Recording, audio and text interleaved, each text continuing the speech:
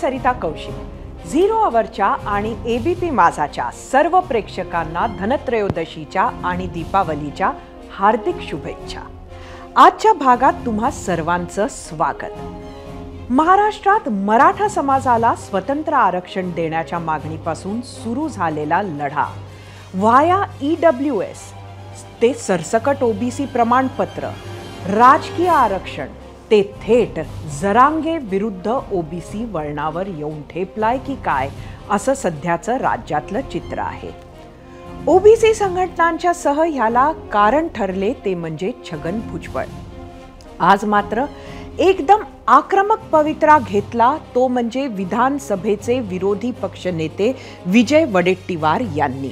त्यामुळे ओबीसींच्या वतीनं भुजबळांनी आधीच म्यानातून उपसलेल्या तलवारीला अजून धार आली। जरांगेंनी उपोषण मागे घेतल्यावर ज्यांच्या कुणबी असल्याच्या नोंदी आहेत त्या मराठ्यांना कुणबी प्रमाणपत्रही मिळू लागली। मात्र गोर गरीब मराठ्यांना आधार मिळावा, गरीब मराठ्यांच्या मुलांच्या शिक्षणाचा मार्ग सुकर व्हावा, आर्थिक स्थैर्य लाभावं यासाठी असलेला हा आरक्षणाचा लढा आता हळूहळू राजकीय आरक्षणाच्या दिशेनं जाऊ लागलाय की काय। आधीच राज्याच्या राजकारणात मराठा नेत्यांचे पिढीनपिढी प्राबल्य असताना नेमके हेच अनेकांना अस्वस्थ करून जातंय। मनोज जरांगे मराठा मुलांच्या भल्यासाठी नाही, राजकीय फायद्यासाठी सरसकट कुणबी प्रमाणपत्राची मागणी करत असल्याचा आरोप विजय वडेट्टीवारांनी केलाय। तर वडेट्टीवारांची विचारधारा ही मराठ्यांविषयी विष पसरवणारी असल्याचं प्रत्युत्तर जरांगेंनी दिलंय।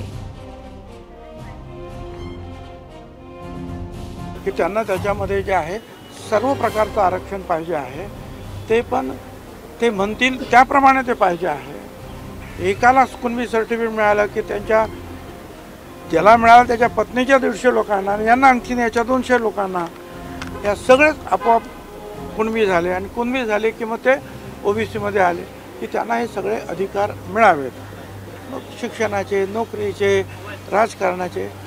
आता आमचं म्हणणं तेच आहे की एवढ्या 374-75 जाती आहे, याच्यामध्ये हे जर सगळी मंडळी आली तर कुणालाच काय भेटणार ना, म्हणजे ओबीसी तर संपलेच। असं होऊ शकत नाही। आता ते काहीतरी करणारच आहेत, त्यांना काही सहन व्हाय नाही सध्या भुजबळ साहेबाला।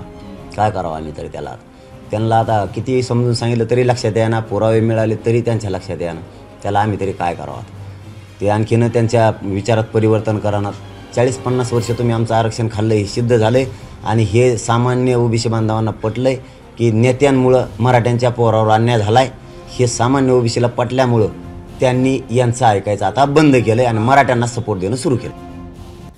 एकीकडे भुजबळ सभांच्या मार्फत जरांगेंना पुढचे आव्हान देणार असताना वडेट्टीवारांनी मात्र थेट मराठा मुलांचे सर्वात मोठे नुकसान मनोज जरांगे करत आहे असा ठपकाच ठेवला आणि एक नवे वादंग सुरू झाले। याच विषयावर आम्ही एक महत्त्वाचा प्रश्न विचारला होता, तो पाहण्यासाठी आपण जाऊया आपल्या पोल सेंटरला। आजचा आपला पहिला प्रश्न होता, जरांगेंमुळे मराठा तरुणांचं खूप मोठं नुकसान होतंय, विजय वडेट्टीवारांच्या वक्तव्याशी सहमत आहात का? तुम्हाला सांगायचं होतं होय किंवा नाही। मराठा समाज हा आज अनेक दशकं नेतेपद मिरवलेल्या राजकारण्यांपेक्षा काही महिन्याआधी प्रकाश झोतात आलेल्या मनोज जरांगेंच्या पाठीशी जास्त खंबीरपणे उभा दिसतोय। त्याला कारण एकच, ते म्हणजे आपले झाले नसले तरीही आपल्या मुलांचे ओबीसीत जाऊन लगेच आरक्षण मिळून भले होईल या भावनेतून। अगदी आजोबाही सभांना येतात ते ह्याच भावनेतून की नातवाचे कल्याण होऊ शकेल। पण विजय वडेट्टीवारांनी आज अगदी त्याच धारणेला छेद दिला आहे। तरुणांनाच चांगले नाही तर सर्वात मोठं नुकसान मनोज जरांगे करत आहेत असं म्हटलंय। त्यामुळे काही जरांगे समर्थकांच्या मनात शंका उपस्थित होईल का हे आत्ताच सांगता येणार नाही। मात्र नक्की काय आहे हा सगळा वाद ते बघूया या स्पेशल रिपोर्टमधून।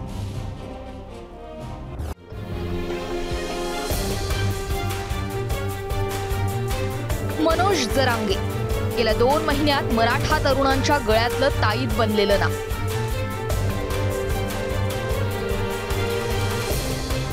जरांगेंचं उपोषण असो, सभा असो, रोड शो असो की अगदी उपचारासाठी रुग्णालयातील मुक्काम असो, त्यांच्या अवतीभोवती मराठा तरुणांची गर्दी असतेच।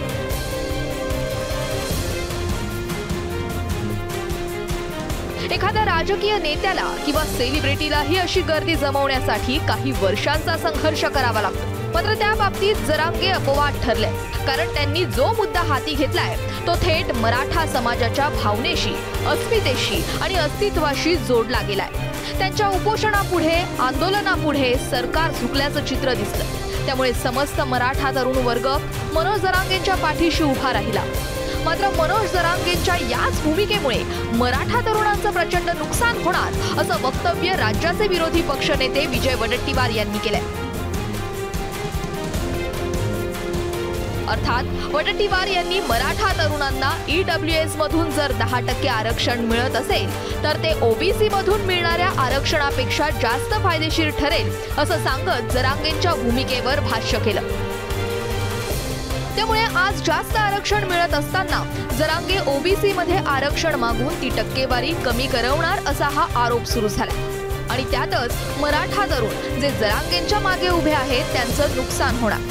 खरं तर उपोषणाच्या पहिल्या दिवसापासून आजपर्यंत मनोज जरांगेंच्या मागण्यांमध्ये नियमित बदल झालाय। सुरुवातीला मराठवाड्यातील मराठा समाजासाठी आरक्षणाची मागणी केली, नंतर तीच सरसकट कुणबी प्रमाणपत्र द्या अशी झाली।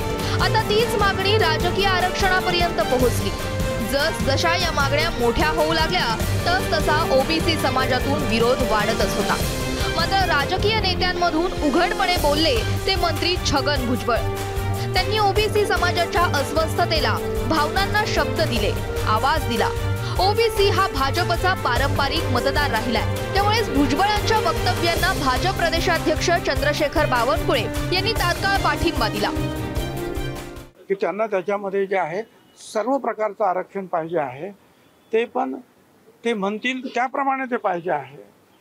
एकाला कुणबी सर्टिफिकेट मिळालं की त्यांच्या ज्याला मिळालं त्याच्या पत्नीच्या 150 लोकांना, यांना आणखीन याच्या 200 लोकांना, या सगळेच आपोआप कुणबी झाले आणि कुणबी झाले की मग ते OBC मध्ये आले की त्यांना हे सगळे अधिकार मिळावेत, मग शिक्षणाचे, नोकरीचे, राजकारणाचे। आता आमचं म्हणणं तेच आहे की एवढ्या 374-75 जाती आहे, याच्यामध्ये हे जर सगळी मंडळी आली तर कुणालाच काय भेटणार ना, म्हणजे OBC तर संपलेच। फक्त राजकीय नेतेच नाही तर राष्ट्रीय OBC महासंघ आणि इतर OBC संघटनांनीही भुजबळांच्या भूमिकेला पाठिंबा दिला। त्यामुळे जरांगे विरुद्ध OBC असा संघर्ष सुरू झाला। त्याच यादीत आता विरोधी पक्षनेते विजय वडेट्टीवार यांचंही नाव जोडलंय। त्यामुळे जरांगे विरुद्ध OBC संघर्ष कोणत्या टोकाला जाईल त्याचा आज तरी अंदाज लावणं शक्य नाहीये। 0 वर ABP माझा।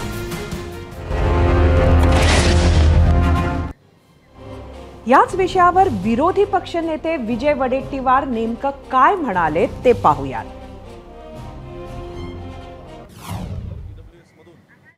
10% आरक्षणातून फायदा होत असेल तर तो फार मोठा फायदा होतोय, परंतु जरांगे पाटलांना त्या फायद्यापेक्षा राजकीय फायदा उपटण्याची त्यांची मनशा असावी किंवा भूमिका असावी म्हणून ते आग्रही आहेत। पोरांच्या भल्यासाठी आग्रही नाहीत, तर राजकारणाच्या भल्यासाठी ते आग्रही असावेत असा माझा थेट त्यांच्याकडे आरोप आहे।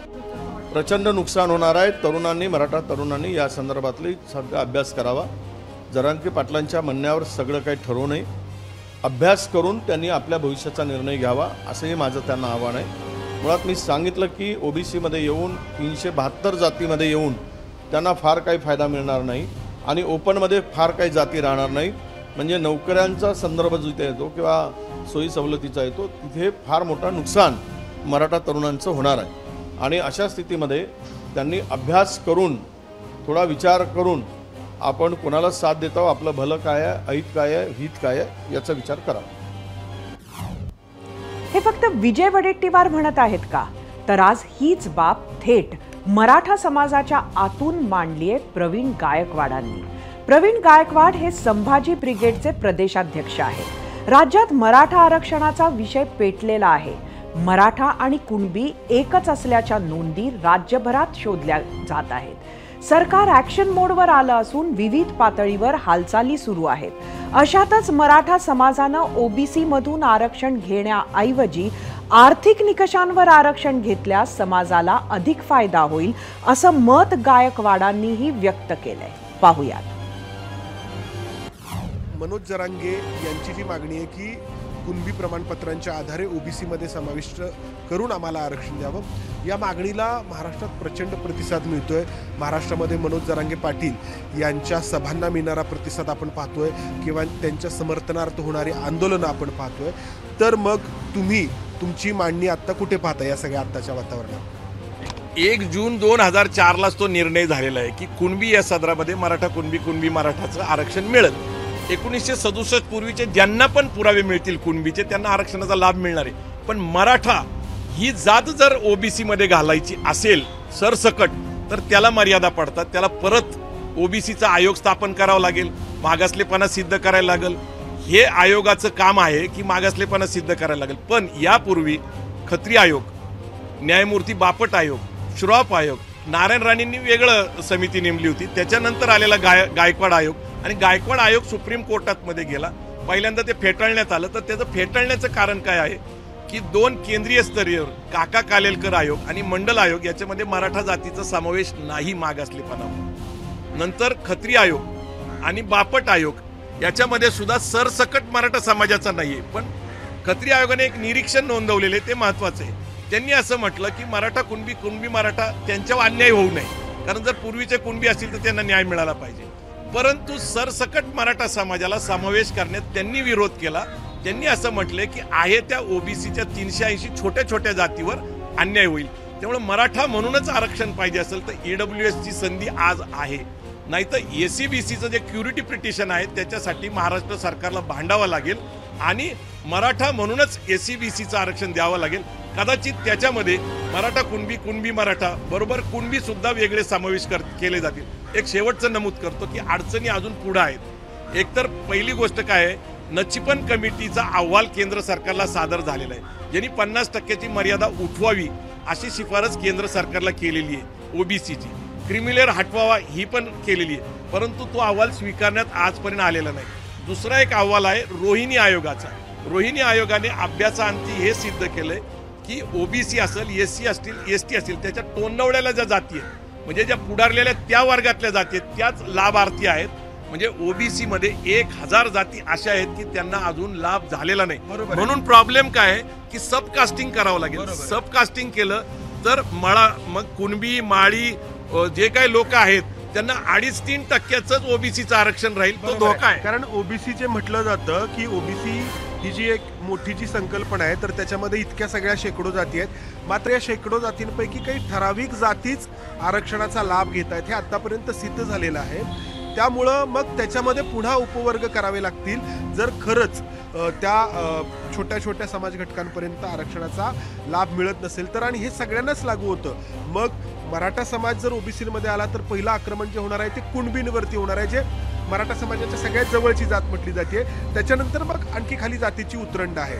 बरोबर बरोबर बरोबर जी क्युरेटिव्ह पिटिशन आहे तर त्याचं काय होईल हा देखील प्रश्न। नाही, क्युरिटी पिटिशन आतापर्यंत जेवढे केले गेले सुप्रीम कोर्टात कसं असतं की तो पुनर्विचार करत नाही सुप्रीम कोर्ट, ते फेकून दिलं जाईल, फेटाळलं जाईल। आणि मूळ विषय काय की पहिले 2 केंद्रीय स्तरीय आयोग आणि महाराष्ट्रातल्या 3 आयोगाने मराठा समाजाला मागासलेलं ठरवलेलं नाही। त्यामुळे ईडब्ल्यूएसचं हक्काचं मराठा समाजाचं आरक्षण आहे। मी तर मानतो ईडब्ल्यूएसचं आरक्षण म्हणजे मराठा आरक्षण बरोबर आहे। एसीबीसीचं आरक्षण असेल किंवा ईएसबीसीचं आरक्षण 50% जास्त वाढू शकत नाही, 50% वरचं कुठलंही आरक्षण टिकू शकत नाही। पण ईडब्ल्यूएसचं आरक्षण हे 42 प्रमाणे आलेले, ते 340 प्रमाणे आलेलं नाही, ते टिकू शकतं।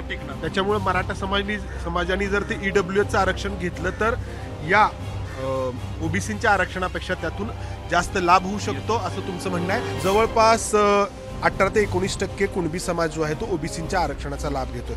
आता त्यामध्ये उरलेला मराठा समाज जर आला तर हे जे काही जो वाटा प्रत्येकाला येणार आहे तो अर्थातच कमी असेल असं प्रवीण दादा म्हणतात। या उलट जर आर्थिक निकषांवरती दिलं जाणारं जे 10% आरक्षण आहे ते जर घेतलं मराठा समाजाने तर जवळपास 8% वाटा एकट्या मराठा समाजाला त्या ठिकाणी मिळू शकतो.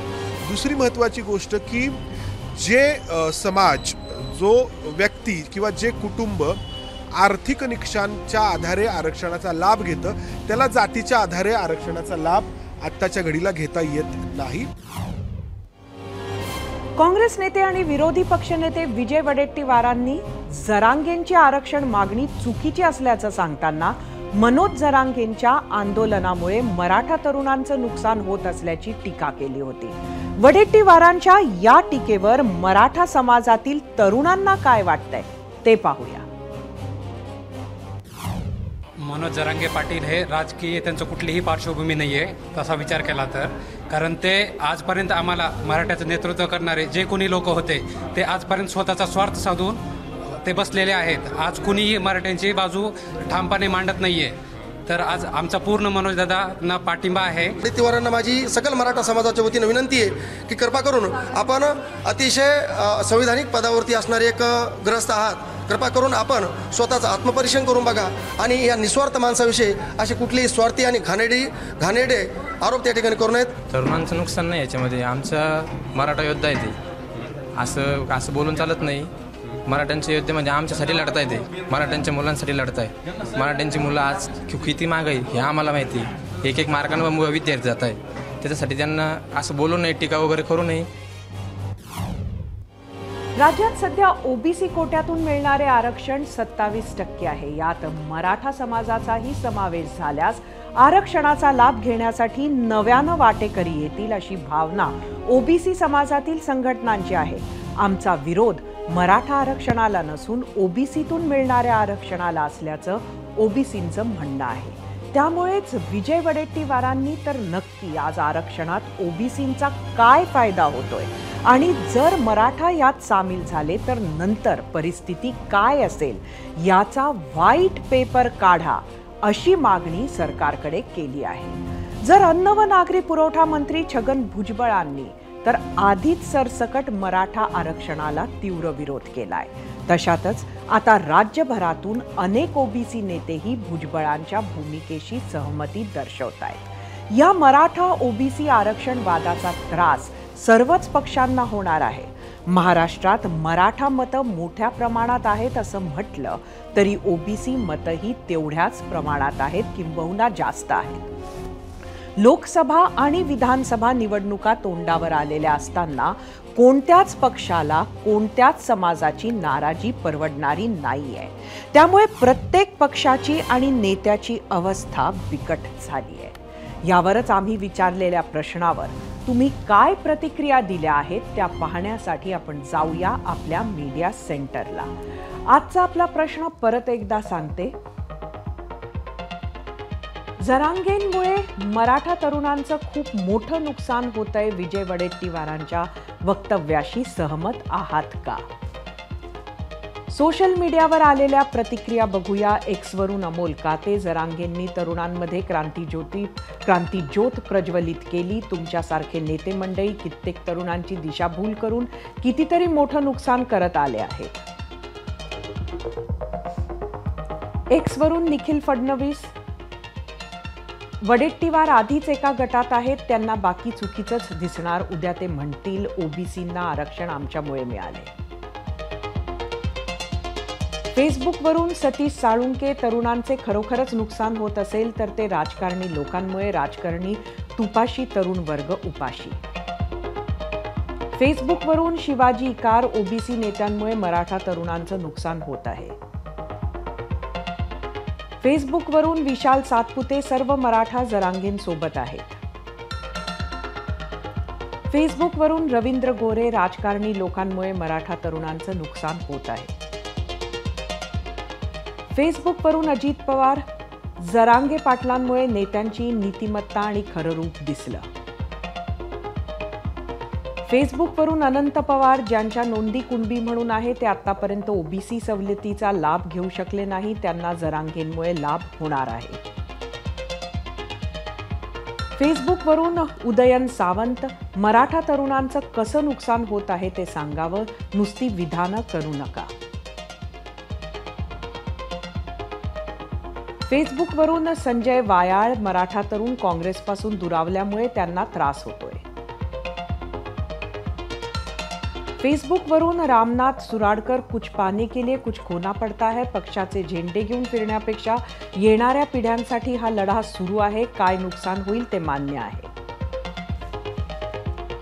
फेसबुकवरून अनंत बोरसे जरांगेंच्या निमित्तानं मराठा कुणबी इतर ओबीसींच्या आरक्षणाचा मुद्दा निर्णायक वळणावर येऊन ठेपला आहे. इंस्टाग्रामवर तुमच्या राजकीय नेत्यांचं नुकसान होत आहे हे सत्य आहे. इंस्टाग्रामवर सचिन दहिकर जरांगे पाटील आणि मराठा तरुणांच्या नुकसानीचा विषय कुठून आला. आधीच्या राजकारणी लोकांनी नुकसान करून ठेवलं आहे.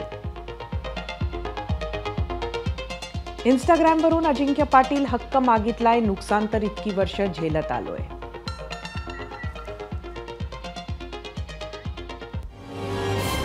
हा विषय आज इतक्या लवकर संपणारा नाही, कारण घडामोडी भरपूर आहेत. बुलेटिनमध्ये वेळ झाली आहे आता एका छोट्याशा ब्रेकची. ब्रेकनंतर बातमी पाहणार आहोत दाखले तपासताना लातूरमध्ये सापडलेल्या काही अत्यंत इंटरेस्टिंग नोंदींची. मारवाडी कुणबी, यलम कुणबी आणि लिंगायत कुणबी अशा नोंदी. शेती करणारा तो कुणबी ही व्याख्या राज्यात अनेक दशकांपासून केली जाते. कुणबी नोंद असेल तर प्रमाणपत्र देऊन मराठ्यांना ओबीसी मधून आरक्षण द्या अशी मागणी जरांगेंनी केली होती. त्यानंतर जुन्या कागदपत्रांचे पुरावे शोधणं सुरू झालं. कागदपत्रांची शोधाशोध सुरू असतानाच लिंगायत, साळी, माळी, कोळी, मुस्लिम, धनगर, मारवाडी, यलम यासारख्या अनेक जातीत ही कुणबी असल्याचे कागदपत्रातून समोर आले आहेत. या जातीचे काही लोक शेती करत होते, आजही करत आहेत. त्या आधारे या नोंदी आल्या असाव्यात असं बोललं जात आहे. लातूरचे माजी महापौर काँग्रेसचे विक्रांत गोजमगुंडे यांनी ही बाब लक्षात आणून दिली. या सगळ्याचा अर्थ नक्की काय? या नव्या कागदपत्रांमुळे सध्याच्या आरक्षण मुद्द्याला काय आणि कसा फरक पडतो ते जाणून घेऊयात. त्यासाठी आपल्या सोबत आपल्या गेस्ट सेंटरला आहेत स्वतः विक्रांत गोजमगुंडे आणि एबीपी माझाचे रेस्ट ऑफ महाराष्ट्राचे संपादक राहुल कुलकर्णी. विक्रांतजी आणि राहुल, तुमचे दोघांचेही स्वागत झिरो आवरमध्ये. खरं तर माझा पहिला प्रश्न राहुल तुला आहे की या अशा पद्धतीच्या मराठा समाजाच्या जेव्हा नोंदी तपासल्या जात होत्या त्यावेळेला इतर समाज हे आलेले आहेत, त्यात कुठले कुठले नक्की समाज सामील आहेत आणि आता ती मंडळी काय करते? सरिता, असं आहे की मुळामध्ये संदीप शिंदे समितीची स्थापन झाली. त्या समितीचं मुख्य काम काय, जो GR आहे त्या GR प्रमाणे मराठा समाजातल्या कोणत्या लोकांच्या कुणबी अशा नोंदी आहेत हे तपासलं जात आहे. त्यासाठी मग ऐतिहासिक दस्त, महसुली कागदपत्र तपासली जात आहेत. एक गोष्ट आपण महाराष्ट्राला स्पष्ट करून सांगितली पाहिजे की GR प्रमाणे मराठा समाज वगळता इतर समाजाच्या नोंदी तपासण्याचं काम सुरू नाही. परंतु मराठा समाजाचेच दस्त तपासले जात असताना मारवाडी, जसं आता एक उदाहरण आपण बघू, लातूर जिल्ह्यातलं भिसे वाघोली हे गाव आहे, तिथे मारवाडी समाज बऱ्यापैकी आणि तो मग आजूबाजूच्या जिल्ह्यामध्ये विस्थापित झाला. आता मी ज्या धाराशिव जिल्ह्यामध्ये राहतो तिथे एक मोठं भन्साळी नावाचं कुटुंब आहे. तर या कुटुंबाचे दस्त ज्या वेळेला मराठा समाजासाठीची कागदपत्र तपासली जात होती त्यावेळेला त्यांच्या कागदपत्रामध्ये मारवाडी कुणबी अशा नोंदी आढळून आल्या. आता त्याचप्रमाणे लातूर जिल्ह्यामध्ये लिंगायत समाजाच्या सुद्धा अशा पद्धतीच्या नोंदी आढळून आल्या. मग मुस्लिमच्या काही नोंदी आढळून आल्या, मग काही साळी समाजाच्या नोंदी आढळून आल्या, लातूर आणि नांदेड जिल्ह्यामध्ये असलेल्या एलम समाजाच्या नोंदी आढळून आल्या, धनगर समाजाच्या नोंदी आढळून आल्या. आता यातल्या ज्या काही जाती आहेत, जसं धनगर, माळी या ज्या जाती आहेत त्यांना आधीच आरक्षणाचे लाभ होत आहेत. मोठा प्रश्न कुठं निर्माण होणार आहे की जे आता आपल्याला हे सांगतील लातूरचे काँग्रेसचे नेते, तो प्रश्न असा निर्माण होईल की 1967 सालच्या आधीच्या नोंदी ज्या केंद्र सरकारच्या निर्देशाप्रमाणे आणि मंडल कमिशन प्रमाणे कुणबी हा घटक हा रिझर्व्ह कॅटेगरीमध्ये, आता सरसगट आरक्षणाची मागणी होत असताना ज्या नव्या नोंदी सापडल्या जात आहेत त्याचा जर ज्यांना आरक्षणाचा लाभ होत नाही अशा मारवाडी किंवा लिंगायत समाजाच्या घटकांनी असं म्हटलं की 1967 सालच्या आधीच्या नोंदी जरी आता आपण तपासत नसलो तरी आता योगायोगाने माझ्याकडे सापडलेल्या आहेत आणि या नोंदी जर ते प्रशासनाकडे घेऊन गेले तर मग काय होईल हा खरा प्रश्न आहे. तर नक्कीच राहुल, मला हे तुला विचारायचंय की प्रशासनाच्या म्हणजे माहितीत आता ही बाब आलेली आहे का, यावर चर्चा झालीये का, काय नक्की सुरू आहे प्रशासकीय स्तरावर? मी मराठवाड्यातल्या 8 पैकी 3 जिल्हाधिकाऱ्यांशी बोललो आणि तीनही जिल्हाधिकाऱ्यांचं असं म्हणणं आहे की जे मी मगाशी म्हणालो त्याप्रमाणे आता तो त्यांचा प्राधान्यक्रम नाहीये, परंतु कागदपत्र तपासत असताना नांदेड जिल्ह्यातल्या काही आदिवासींचे, धाराशिव जिल्ह्यातल्या काही लिंगायत आणि मुस्लिम कुटुंबांचे, जालना जिल्ह्यातल्या काही मुस्लिम कुटुंबांच्या नोंदी अशा पद्धतीनं त्यांना आढळून आलेल्या. महत्वाचं म्हणजे काल ज्यावेळेला छत्रपती संभाजीनगरमध्ये जिल्हाधिकाऱ्यांची या संदर्भातली बैठक सुरू होती त्यावेळेला काही जिल्हाधिकाऱ्यांनी हा मुद्दा मांडलेला आहे आणि मग या नोंदी आता तो प्राधान्यक्रम नसल्यामुळं काहीच त्या नोंदी आढळून येत असल्या तरी जरी हे प्रमाण खूप कमी असेल, म्हणजे कारण बहुसंख्याक समाज हा मराठाचा आणि तो पारंपरिक पद्धतीने शेती करतो, पण जर भविष्यामध्ये अशा पद्धतीच्या नोंदी प्रशासनानं तपासायच्या ठरल्या तर प्रशासनाच्या मते आता ज्या काही गौतम मुंडे यांच्याकडच्या नोंदी असतील त्यापेक्षा काही अधिकच्या नोंदी ह्या सापडू शकतात. मूळ प्रश्न असा आहे की मारवाडी आणि लिंगायत समाजाने आमच्याकडे जर कुणबीच्या नोंदी आहेत तर आम्हालाही आरक्षणाचा लाभ द्या अशी भूमिका घेतली तर काय? नक्कीच तोच प्रश्न घेऊन खरं तर मी विक्रांतजी आपल्याकडे येते. ह्या प्रश्नाचं उत्तर तर आपण द्यालच, मात्र आपण यात बराच अभ्यास केलेला आहे, त्यामुळे तो अभ्यास नक्की कसा होता, काय अडचणी तुम्हाला समोर दिसतात?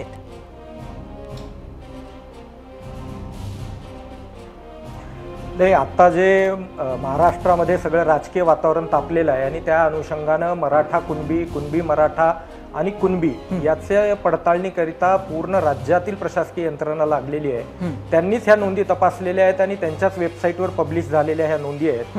या नोंदी ज्यावेळेस आम्ही जे तपासल्या त्यामध्ये शेकडो नोंदी आम्हाला अशा आढळून आल्या ज्यामध्ये लिंगायत, विशेषतः मारवाडी, धनगर, वंजारी, यलम, कैकाडी, कोळी अशा अनेक जाती ह्या कुणबी नोंद असलेल्या त्याच्यासमोर आढळून आलेल्या आहेत.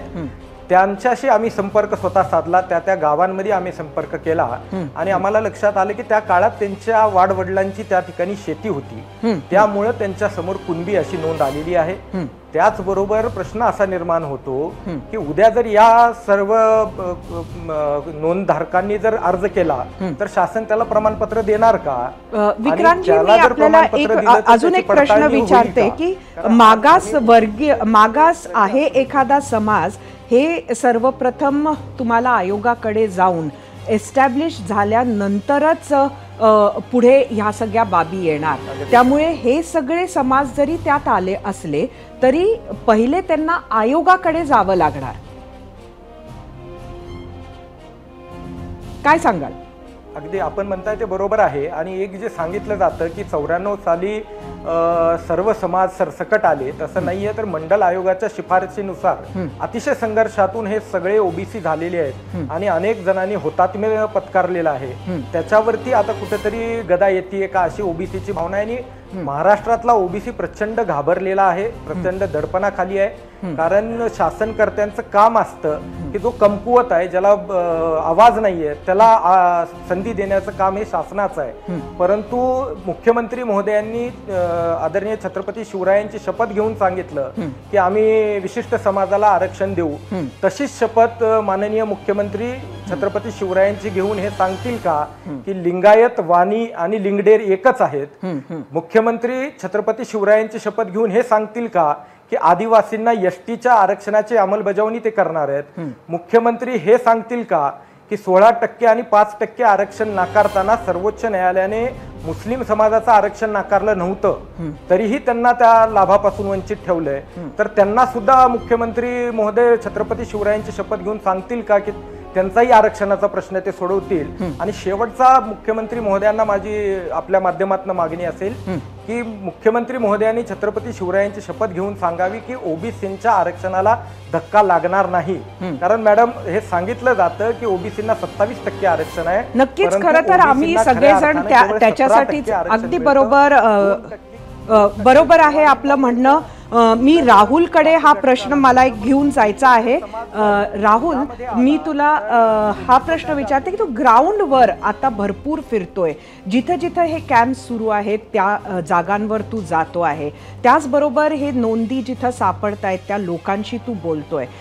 अशा वेळेला तुला असं काही वाटतंय का की इतरही समाजाची मंडळी ही खरंच पुढे येऊ शकतात आणि एक अगदी वेगळी मागणी, म्हणजे जेव्हा जरांगेंचं उपोषण सुरू झालं त्यावेळेला मराठा समाजाची जी मागणी होती किंवा ज्या स्तरावर ही मागणी होती त्यात अगदी थोड्या महिन्यात एवढा मोठा बदल झालेला आहे आणि इतरही समाज आक्रमक झालेले आहेत.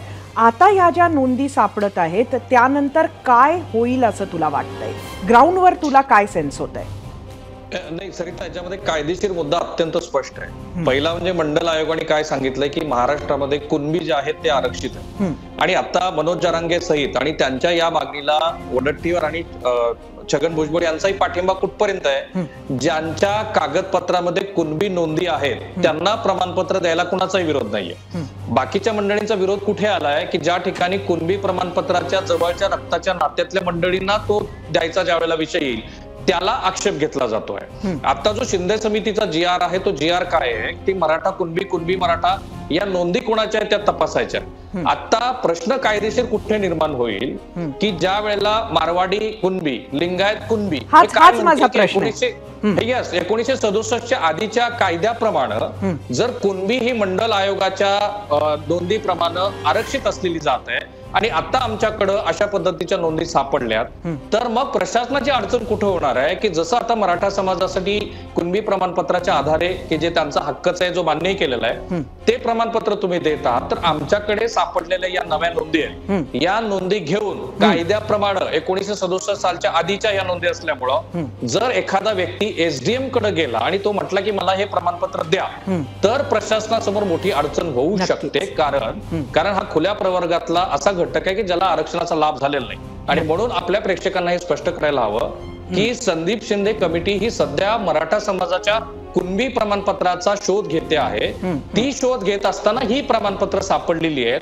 आता यांच्याबद्दलच्या आरक्षणाचा निर्णय घ्यायचा असेल तर तो राज्य सरकारला घ्यावा लागेल.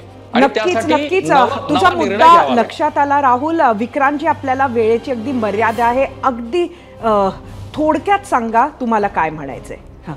एकच मुद्दा आपल्याला मांडतो की आम्हाला मराठा आरक्षण देण्याला आमचा विरोध नाहीये, पण आमच्या आरक्षणाला धक्का न लावता ते दिलं जावं ही आमची मागणी आहे. आणि एक गंभीर मुद्दा आपल्याला सांगायचा आहे तो म्हणजे काही प्रमाणपत्र जी प्रमाणित करण्यात आली त्याच्यामध्ये जातीच्या नावामध्ये खोडखाड पण केलेली आहे. पूर्वी त्यामध्ये मराठा लिहिलेलं होतं आणि नंतर आता त्यावरती कुणबी लिहिलेलं आहे. अगदी शाहीचा फरक सुद्धा आपण बघू शकतो. नक्कीच हा आरोप सुद्धा अनेक वेळेला होतो आहे, याची सुद्धा चौकशी व्हायला पाहिजे. विक्रांतजी, आपला मुद्दा आला लक्षात. आपले खूप खूप धन्यवाद. ABP माझाशी आपण आज 0 आवर मध्ये आलात, आपली मतं मांडलीत. राहुल, तुझेही धन्यवाद. कुणबी नोंदणीचा शोध घेताना लिंगायत कुणबी, मारवाडी कुणबी, यलम कुणबी अशा ज्या नोंदी सापडत आहेत त्याचा फारसा फायदा होणार नाही असं मत राष्ट्रीय OBC महासंघाचे अध्यक्ष डॉक्टर बबनराव तायवाडे यांनी व्यक्त केलाय.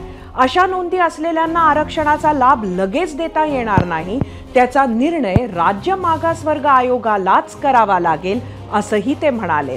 पाहूयात.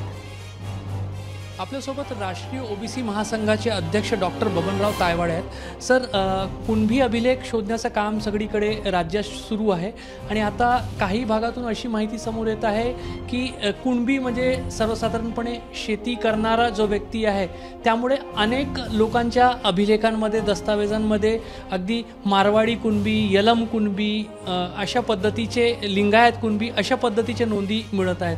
कुठंतरी यामुळे हे जे सगळं मोहीम सुरू आहे किंवा प्रयत्न आहेत हे आणखी क्लिष्टतेकडे जात नाही आहे का?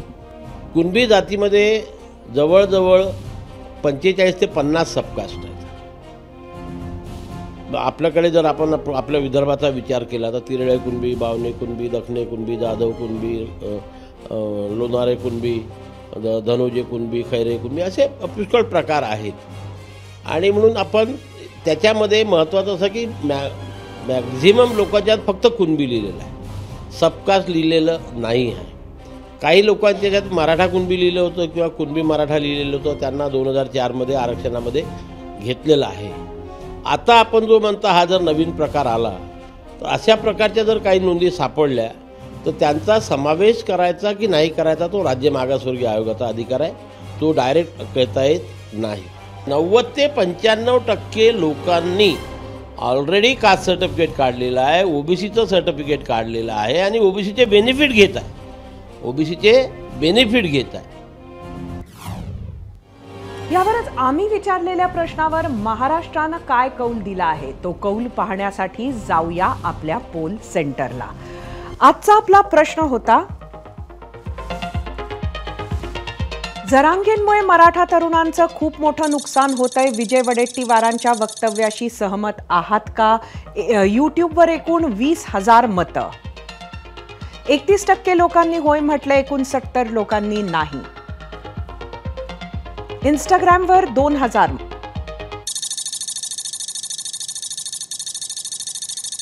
%44 लोकांनी होय म्हटलंय, 56% नाही. फेसबुकवर कौल आहे 30% होय, 70% नाही. एक्सवर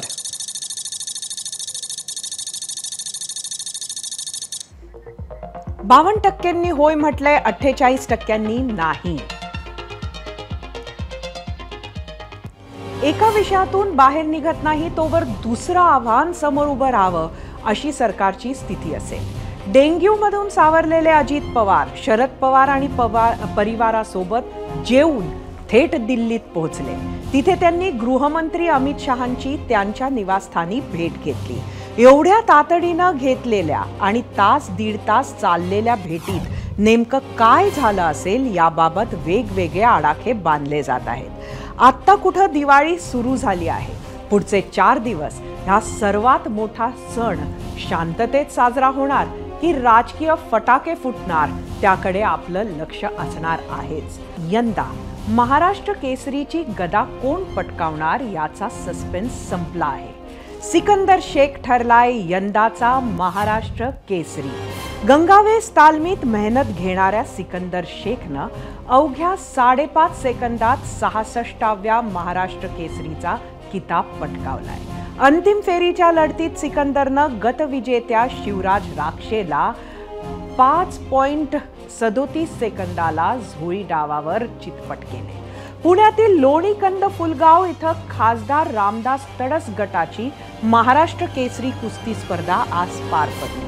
सेमीफायनलमध्ये गादी विभागात शिवराज राक्षे यानं हर्षद कोकाटे याचा पराभव करत अंतिम फेरी गाठली होती. सेमीफायनलमध्ये माती विभागात सिकंदर शेखनं संदीप मोटेचा 10-0 पराभव केला होता. शिवराज राक्षे यानं मागील वर्षी महेंद्र गायकवाड याचा पराभव करत महाराष्ट्र केसरीवर नाव कोरलं होतं. तर सिकंदर शेखनं गेल्या वर्षीच्या पराभवानं निराश न होता मेहनत घेतली आणि यंदा राक्षेला हरवत बाजी मारली. मानाची चांदीची गदा आणि महाराष्ट्र केसरी किताब आपल्या नावावर करणाऱ्या सिकंदर शेखचं खूप खूप अभिनंदन. या बातमीसोबत 0 आवरमध्ये आज इथंच थांबूयात. एबीपी माझाच्या सर्व प्रेक्षकांना दीपावलीच्या पुन्हा एकदा शुभेच्छा. ही दीपावली आरोग्यदायी मंगलमय व्हावी हीच प्रार्थना. सोमवारी रात्री 7:56 पुन्हा भेटूया. पाहत रहा एबीपी माझा. एबीपी माझा, उघडा डोळे बघा नीट.